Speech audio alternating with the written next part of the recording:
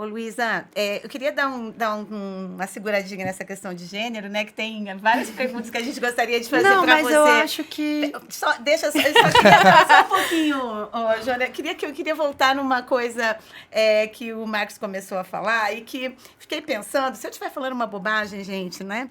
A gente está falando muito dessa questão, né, da apropriação capitalista dessas inteligências artificiais e, obviamente, como isso é claro, né? Porque me parece que o chat GPT ele foi criado por um sistema ali, né, desses chamados softwares livres, né, e parece que foi comprado já, ele já tem toda hoje uma participação, se eu não me engano, da Microsoft, enfim, né, dessas grandes plataformas. A Lu citou o Elon Musk, né, e, enfim. E aí falou dessa ideia do imaginário, né, de que a tecnologia ela é sempre, né, perigosa, ou de como ela vai dominar o mundo, que você falou. E aí também fiquei pensando se essa paradinha aí, né, calma, vamos dar uma segurada que ele coloca, não é também não é também um interesse, ou talvez uma preocupação em dar um tempo para se criar um modelo de negócio, né? Não sei se está claro o que eu estou dizendo, né? Porque assim, me parece, vamos segurar, porque todo mundo já viu como é que funciona, né? A gente pode dar esse aperitivo de que a gente vai dominar o mundo, mas agora a gente vai ter que cobrar. Monetizar direitinho. Eu acho que a inteligência artificial só vai cumprir essa função otimista que a gente está tendo aqui hoje, porque, querendo ou não, a gente está sendo bem crítico, mas a gente tem um certo otimismo em relação a que... Muito. Só vai cumprir essa função otimista quando ela estiver na mão do povo. Quando tiver alfabetismo em relação a isso. Quando tiver uma preocupação que leve para a educação básica. O código, ou as linguagens computacionais. E quando a pessoa entender como é que ela está sendo manipulada.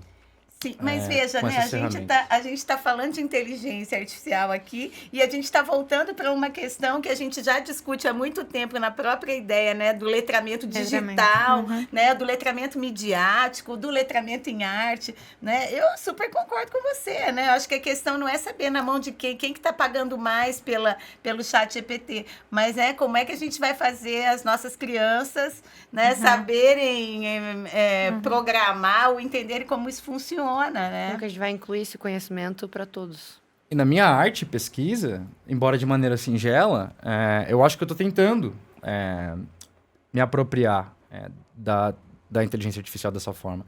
Ou do código criativo. A gente não precisa nem estar falando de aprendizado de máquina aí. Mas, por exemplo, o código criativo, eu não sou programador, eu não sou da ciência de computação, como eu disse, eu venho de cinema. Né? E o código criativo me permite... criar ferramentas através das quais eu posso manipular, gerar imagens e fazer cinema ou vídeo. Eu trabalhar com a imagem em movimento por causa disso. E eu uso ferramentas de programação com linguagem visual. Essas ferramentas, a gente pode pensar no Max MSP, que é um software, ou Touch Designer, que é o que eu uso especificamente. Ele me permite programar com operadores já construídos, já programados, em base de nódulos que eu conecto e que eu especifico que determine funções específicas. Então, eu estou lidando com algoritmos que já estão escritos e criando relações entre eles, criando redes que vão... Esses são pagos, os softwares que você usa? Esses são pagos. Inclusive a licença educacional, que é a que eu uso e que a universidade paga para que meus alunos tenham acesso. Sim, que é outra questão, né? Que a gente acaba, né? E pior que eu não lembro se tem uma linguagem de programação visual que seja que é software livre. Embora eu tenha outras ferramentas que eu uso também que são software livre e que provavelmente aos poucos vão ser todas cooptadas. Claro. Mas o que eu estou fazendo ali é criando ferramentas de inteligência artificial ou de código criativo, criando as minhas ferramentas, as minhas possibilidades. De como manipular a imagem, de como olhar para o dado, que é a imagem, de como olhar para o pixel, que está dentro da imagem, como uma unidade de dado também, e manipular isso como dado. Mas só de poder criar ferramentas através do processo artístico, eu já acho que tem um certo empoderamento aí, que através do alfabetismo pode transformar a maneira com a qual a gente lida com a inteligência artificial, e que acho que tem muito a ver com o fato de que por que querem controle? E por que querem concentrar esse conhecimento, né? Na minha pesquisa atual, que esse é um trabalho mais antigo, minha pesquisa atual é sobre HIV, a crise do HIV agora na fronteira do México com os Estados Unidos. E ela vem de um dado que eu descobri no Arizona, que é um dado do Estado, num relatório que o Estado faz anualmente sobre a crise de saúde do HIV e da AIDS. Um dado mostra ali, chamou minha atenção, que é o de que desde o advento de antirretrovirais, da medicação, que faz com que você não transmita o HIV, e então pode conter epidemia. Desde o advento da medicação, inverteu o número de incidência de HIV entre indivíduos brancos e indivíduos latinos na fronteira do México com os Estados Unidos. Hoje em dia, comparado com 20 e poucos anos atrás, os indivíduos brancos no Arizona têm quase 50% menos incidência de HIV, enquanto entre a comunidade latina aumentou 50%. Então, isso tem muito a ver com acesso à medicação, porque lá não tem SUS, com ilegalidade, com condições de trabalho e de vida muito precárias para quem está na fronteira e para quem é visto como menos que humano naquele espaço, e que normalmente é a comunidade latina. E eu estou usando a inteligência artificial nesse processo de pesquisa de produção artística de várias formas. O primeiro deles é tentar criar associações, relações, ver as relações entre essas questões étnicas, raciais, de saúde, de classe, de sexualidade e de acesso a todas essas coisas, ou a possibilidade de viver essas coisas, que não estão associadas já na pesquisa.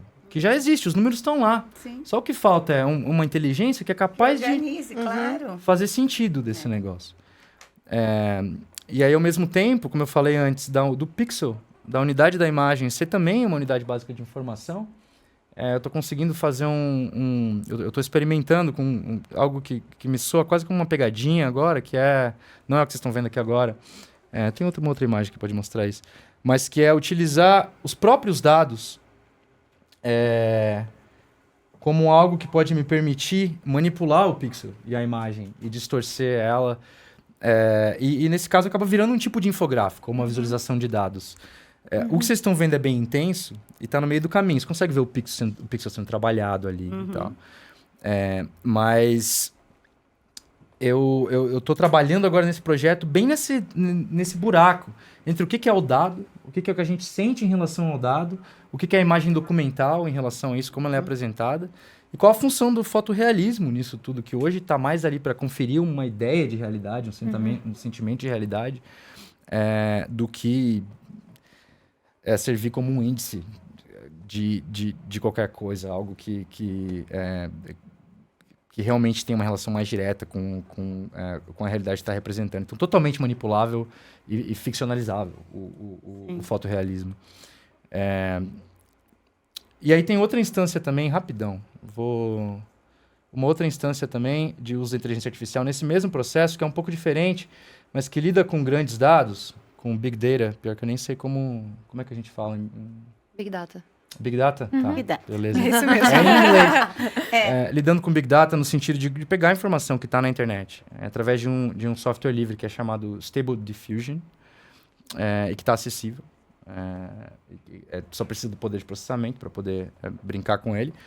Mas dando para o computador direcionamentos em texto, em linguagem, que acabam virando quase que poemas, e tendo a máquina aprendendo na internet quais tipos de imagem estão representando essa crise ali na fronteira. Então, tem esses dados interagindo com a imagem digital e também tenho representações mais figurativas do que é esse dado imaginário que está aí no Big Data.